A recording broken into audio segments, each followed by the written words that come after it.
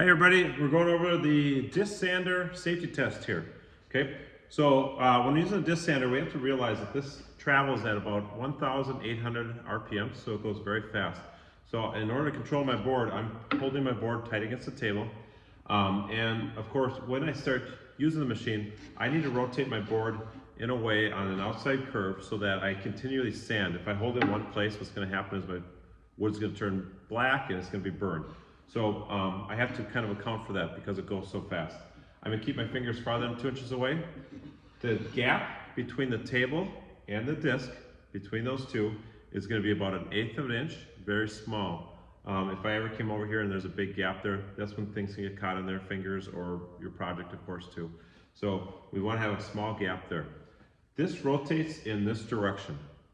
We are sanding on the direction that would push my project down. So we're sanding on the downward rotation. The only place that I would not want to stand is right here, because if something were to get loose from my hand, it would fly this direction. Of course, I have the table right there, so it's pretty difficult for me to stand right there, but we want standing in line with the disc. I would not want to be standing in line with the disc. Okay. If the paper is loose or something, I'm not going to take and use this machine. If I have nails or I have paint or something, I would not sand that off on this machine as well. All right, any questions on that safety test? Let me know. Thanks.